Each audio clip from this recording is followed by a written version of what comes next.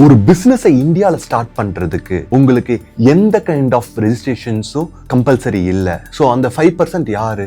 Say for example நீங்க ஃபார்மசிட்டிகல்ஸ் ரிலேட்டடா பண்றீங்கன்னா அதை ரெஜிஸ்டர்டாகவும் பண்ணலாம், அன்ரெஜிஸ்டர்டாகவும் வச்சுக்கலாம். அதுக்கு உங்க ஸ்டேட்ல இதுதான் வந்து எல்எல்பி ஸ்ட்ரக்சர். இதுல வந்து கான்ட்ரிபியூஷன் பெர்சன்டேஜ் தான் இருக்கும். அட் சம் பாயிண்ட்ல வந்து ரெண்டு பிசினஸ்லயும் பார்த்துட்டீங்கன்னா லைபிலிட்டி கிரியேட் ஆகுது சரியா போகாதனால. அந்த ஆர்ஓசி கம்ப்ளைன்சஸ் வந்து உங்களுக்கு இருக்காது. ஆனா இதுல வந்து எல்லா கம்ப்ளைன்ஸும் நீங்க பண்ணி ஆகணும். நீங்க ஸ்கேலபிள் பிசினஸ் பண்றீங்க, ரொம்ப அக்ரெசிவா க்ரோ ஆகுறீங்க. வணக்கம் என்டர்பிரனர், என் பேர் Satish Ramalingam, co-founder and CEO of eAuditor office. எங்களுக்கு வந்து 10+ years of experience in finance, compliances, company formations, FDA compliances and all other related servicesல எக்ஸ்பீரியன்ஸ் இருக்கு. ஒரு பிசினஸை இந்தியால ஸ்டார்ட் பண்றதுக்கு உங்களுக்கு எந்த கைண்ட் ஆஃப் ரெஜிஸ்ட்ரேஷன்ஸும் கம்பல்சரி இல்ல.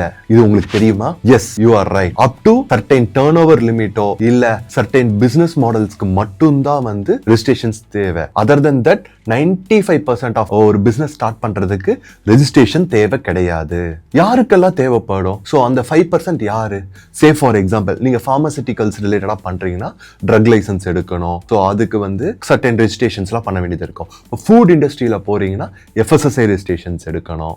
ஸோ இந்த மாதிரி சர்டைன் இண்டஸ்ட்ரீஸ் சர்டைன் செக்டார்ஸ்க்கு தான் ரெஜிஸ்ட்ரேஷன்ஸ் தேவைப்படும். ஸோ இந்தியாவில் நீங்கள் பிஸ்னஸ் பண்ணணும்னா எனி ஸ்டேட் ஆர் யூனியன் டெரிட்டரியில் நீங்கள் பிஸ்னஸ் பண்ணணும்னா என்ன டைப் ஆஃப் ரெஜிஸ்ட்ரேஷன்ஸ் அவைலபிளாக இருக்குன்னா வெறும் 6 டைப்ஸ் ஆஃப் ரெஜிஸ்ட்ரேஷன்ஸ் மட்டும்தான் அவைலபிள். ஃபர்ஸ்ட் ஒன் பார்த்தீங்கன்னா proprietorship, second one partnership, whether அது வந்து ரெஜிஸ்டர்டாகவும் இருக்கலாம், அன்ரெஜிஸ்டர்டாகவும் இருக்கலாம். மூணாவது பார்த்துட்டீங்கன்னா 1% கம்பெனி பிரைவேட் லிமிடெட், நாலாவது ஒன் பிரைவேட் லிமிடெட் கம்பெனி, அஞ்சாவது ஒன்று பார்த்துட்டீங்கன்னா LLP லிமிடெட் லைபிலிட்டி பார்ட்னர்ஷிப், ஆறாவது ஒன்று பார்த்துட்டீங்கன்னா பப்ளிக் லிமிடெட் கம்பெனி.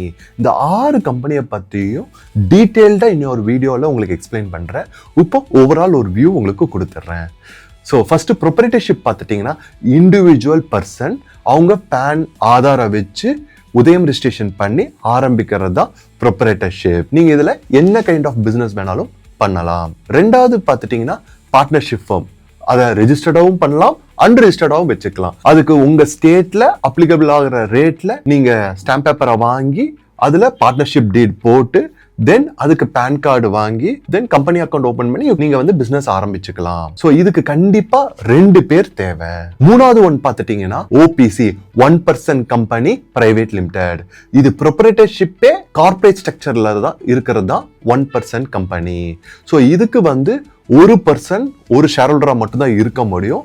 தென் அவங்களே டைரக்டராகவும் இருந்துக்கலாம். அதுக்கப்புறம் பார்த்துட்டீங்கன்னா ஒரு நாமினி மட்டும் நீங்க அப்பாயிண்ட் பண்ணணும். நாளைக்கு ஃபியூச்சர்ல ஏதாவது தவறுதெல்லாம் நடக்கும் போது அந்த நாமினி வந்து உங்களோட டைரக்டர்ஷிப்புக்கு வந்துட்டு அந்த கம்பெனி வந்து லிக்விடேட் ஆகாம அவங்க ரன் பண்ணுவாங்க.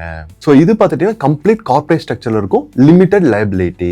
அடுத்தது பார்த்துட்டீங்கன்னா பிரைவேட் லிமிடெட் கம்பெனி. இதுக்கு கண்டிப்பா 2% தேவை. அந்த 2% பார்த்துட்டீங்கன்னா ஷேர் ஹோல்டராகவும் இருந்துக்கலாம், டைரக்டராகவும் இருந்துக்கலாம்.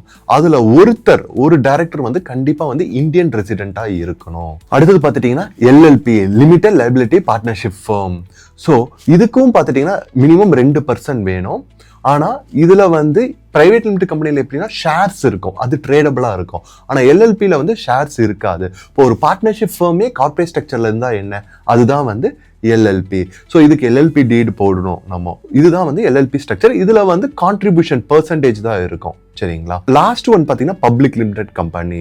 ஸோ இது வந்து புதுசாக பிஸ்னஸ் ஸ்டார்ட் பண்ணுறாங்களோ இல்லை ஆல்ரெடி நான் வந்து ஒரு 5 வருஷம் 10 வருஷம் வந்து இல்லை 20 வருஷமோ 30 வருஷமோ வந்து ப்ரொப்ரைட்டர் பார்ட்னர்ஷிப்பாக ரன் பண்ணிட்டு இருக்கேன், அவங்களுக்கு கூட இது பண்ணணும்னு அவசியம் இல்லை. நாளைக்கு நீங்கள் லிஸ்டட் கம்பெனியாக மாறணும் அந்த மாதிரி சுச்சுவேஷன் இருக்கும்போது மட்டும் நீங்கள் அந்த மாதிரி ஒரு SME IPOவோ இல்லை ரெகுலர் கம்பெனி NSE BSEல இருக்கிற IPOவோ போகிறதுக்காக உங்களோட விஷன் மிஷன் இருக்குன்னா தென் அப்போ நீங்கள் பப்ளிக் லிமிடெட் கம்பெனியாக போகலாம். அதுக்கு பார்த்துட்டீங்கன்னா minimum 3 directors and 7 share holders வேணும் கண்டிப்பா.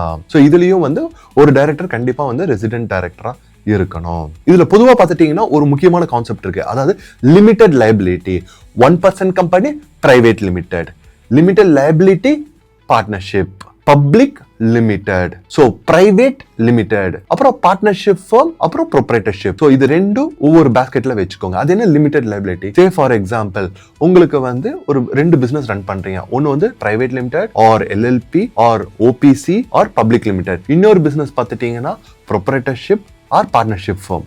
அட் சம் பாயிண்ட்ல வந்து ரெண்டு பிசினஸ்லயும் பார்த்துட்டீங்கன்னா லைபிலிட்டி கிரியேட் ஆகுது சரியா போகாதனால. இதுவே பார்த்துட்டீங்கன்னா private limited or LLP or OPC or public லிமிடெடா இருந்ததுன்னா உங்க லைபிலிட்டி வந்து லிமிடெட் டு தி உங்க கம்பெனியில என்ன அசெட் இருக்கோ என்ன கேஷ் ஃப்ளோ இருக்கோ அது வரைக்கும் தான் வந்து அந்த லைபிலிட்டி செட்டில் பண்றதுக்கு they will take over unless and until நீங்க பர்சனல் கேரண்டி கொடுக்காம இருந்தா போதும். இதே பார்ட்னர்ஷிப் ஃபார்மா ஆர் ப்ரொப்ரைட்டரா இருந்தீங்கன்னா கண்டிப்பா அந்த பிசினஸ்ல இருக்க assets they will take over to settle அந்த லைபிலிட்டியை. அது மட்டும் இல்லாம individual partners and individual proprietor அசெட்டையும் they will take over to settle those liabilities. So இதுதான் மெயின் டிஃபரன்ஸ்.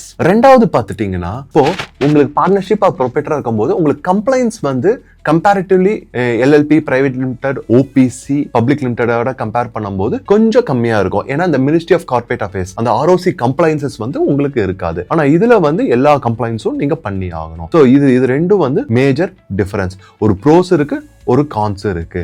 நீங்க ஸ்கேலபிள் பிசினஸ் பண்றீங்க ரொம்ப அக்ரெசிவா க்ரோ ஆகுறீங்க அந்த மாதிரி.